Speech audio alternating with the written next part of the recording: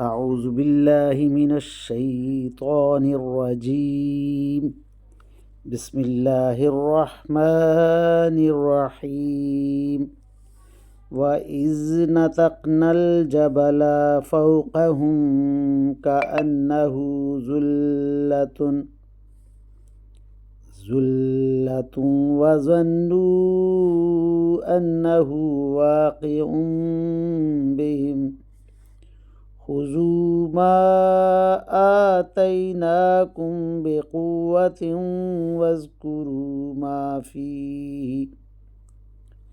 واذكروا ما فيه لعلكم تتقون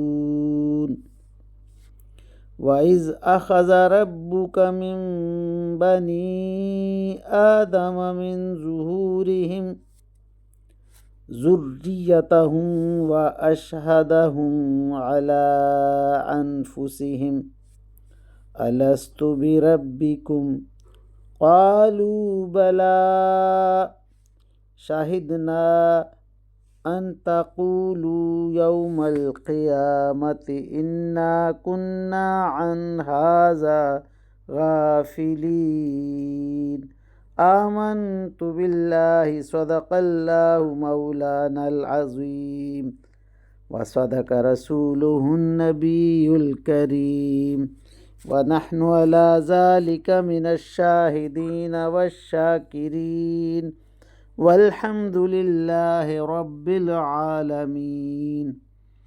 ابھی آپ کے سامنے سورہ الاعراف کی آیت نمبر 171 تا 172 کی تلاوت کی گئی۔ انشاءاللہ کچھ ہی دیر بعد عزت مآب راؤ شاہ نواز صاحب انہی آیات کا ترجمہ، تشریح اور تفسیر بیان فرمائیں گے۔ اللہ تعالیٰ سے دعا ہے کہ ہمارا پڑھنا، آپ لوگوں کا سننا اللہ تعالیٰ قبول و منظور فرمائے اور اس پر عمل کی توفیق عطا فرمائے، آمین یا رب العالمین۔ اعوذ باللہ من الشیطان الرجیم، بسم اللہ الرحمن الرحیم۔ ملتان سے شاہ نواز تمام دوستوں کو السلام علیکم ورحمۃ اللہ وبرکاتہ۔ دوستان گرامی، آپ کے سامنے سورہ اعراف کی آیت نمبر 171 اور 172 کی تلاوت کی گئی۔ اب انہی آیات کریمہ کی آسان تشریح ترجمہ مفتی تقی عثمانی کا لکھا ہوا اور تفسیر ابن کثیر سے حاضر خدمت ہے۔ اللہ تعالیٰ قرآن پاک میں ارشاد فرما رہا ہے، اور یاد کرو جب ہم نے پہاڑ کو ان کے اوپر اس طرح اٹھا دیا تھا جیسے وہ کوئی سائبان ہو، اور انہیں یہ گمان ہو گیا تھا کہ وہ ان کے اوپر گرنے ہی والا ہے۔ اس وقت ہم نے حکم دیا تھا کہ ہم نے تمہیں جو کتاب دی ہے اسے مضبوطی سے تھامو اور اس کی باتوں کو یاد کرو تاکہ تم تقوی اختیار کر سکو، اور اے رسول صلی اللہ علیہ وسلم اس وقت یاد دلاؤ جب تمہارے پروردگار نے آدم کے بیٹوں کی پشت سے ان کی ساری اولاد کو نکالا تھا اور ان کو خود اپنے اوپر گواہ بنا دیا تھا اور پوچھا تھا کیا میں تمہارا رب نہیں ہوں؟ سب نے جواب دیا تھا کیوں نہیں، ہم سب اس بات کی گواہی دیتے ہیں، اور یہ اقرار ہم نے اس لیے لیا تھا تاکہ تم قیامت کے دن یہ نہ کہہ سکو کہ ہم تو اس بات سے بے خبر تھے۔ اللہ اکبر۔ اب ان آیات کریمہ کی آسان تشریح۔ اس آیت کریمہ میں جس عہد کا ذکر کیا جا رہا ہے، حدیث میں اس کی تشریح یہ آئی ہے کہ اللہ تعالیٰ نے حضرت آدم علیہ السلام کو پیدا کرنے کے بعد ان کی پشت سے جتنے انسان پیدا ہونے والے تھے ان سب کی ایک جگہ اس طرح جمع فرما دیا ان سب کو کہ وہ سب چیونٹیوں کی برابر جسم رکھتے تھے۔ پھر ان سے یہ عہد لیا گیا تھا کہ وہ اللہ تعالیٰ کو اپنا رب مانتے ہیں۔ سب نے اقرار کیا تھا کہ بے شک وہ اللہ تعالیٰ کو اپنا رب تسلیم کرتے ہیں۔ روح المعانی میں یہ لکھا بھی ہوا ہے، جس کا لازمی مطلب یہ تھا کہ انہوں نے یہ بھی تسلیم کیا تھا کہ وہ اللہ تعالیٰ کے تمام احکامات کو مان کر ان پر عمل کریں گے، اور اس طرح اللہ نے انسان کو دنیا میں بھیجنے سے پہلے ہی ان سے اپنی اطاعت کا اقرار کروا لیا تھا۔ دنیا میں ایسے حضرات بھی ہوئے ہیں جن کو یہ واقعہ دنیا میں آنے کے بعد بھی یاد رہا، مثلا حضرت ذوالنورین مصری رحمۃ اللہ علیہ، ان کا یہ ارشاد اور منقول ہے کہ مجھے ایسا یاد ہے گویا یہ اس وقت کا میں سن رہا ہوں۔ معارف القرآن میں یہ تذکرہ ہے، لیکن یہ درست ہے کہ چند مستثنات کو چھوڑ کر باقی انسان اس واقعے کو ایک عہد کی شکل میں تو بھول چکے ہیں، مگر کچھ واقعات تو ایسے ہیں جو یاد نہ رہنے کے باوجود اپنی طبعی اثر چھوڑ جاتے ہیں۔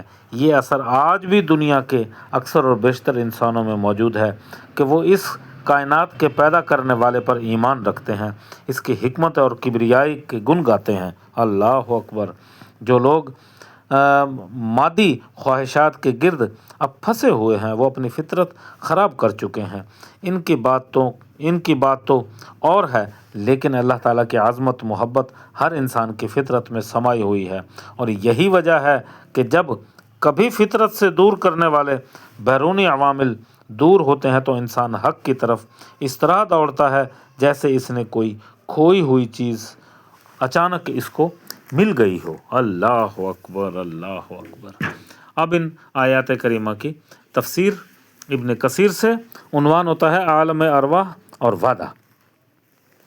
لیکن اس سے پہلے جب موسیٰ علیہ السلام کو ارض مقدس کی طرف اپنی قوم کو لے کر جا رہے تھے، غصہ اس وقت ان کا جاتا رہا تو انہوں نے تختیاں اٹھا لی اور فریضہ تبلیغ شروع کیا، اور اللہ تعالیٰ کا حکم انہیں سنایا تو وہ اس حکم سے روگردانی کر گئے اور انہوں نے تسلیم کرنے سے انکار کر دیا، تو اللہ تعالیٰ نے ان کے سروں پر پہاڑ لا کھڑا کیا جیسے کہ سروں پر چھت آ گئی ہو، اور ملائکہ اس کو تھامے ہوئے تھے۔ اللہ اکبر، اللہ اکبر۔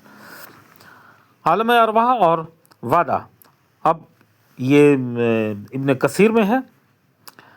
ارشاد باری تعالیٰ ہے کہ اللہ تعالیٰ نے آدم کی ذریت اور ان کی پشت سے روز اول سے ہی ان کی ذریت کو باہر نکالا، اور انہوں نے اپنے نفوس پر اپنے آپ کو گواہ بنایا، اللہ تعالیٰ ہمارا رب، اور کہا کہ اللہ تعالیٰ ہمارا رب اور مالک ہے، وہی ہمارا سب کچھ ہے۔ چنانچہ یہی اعتراف فطرت انسانی ہے اور یہی ان کی جبلت ہے۔ اللہ اکبر، اللہ اکبر۔ وآخر دعوانا الحمد للہ رب العالمین۔ اللہ تعالیٰ جو کچھ بھی پڑھا گیا اس کو اپنی بارگاہ میں قبول و منظور فرما اور ہمارے لیے توشہ آخرت بنا دے، آمین یا رب العالمین۔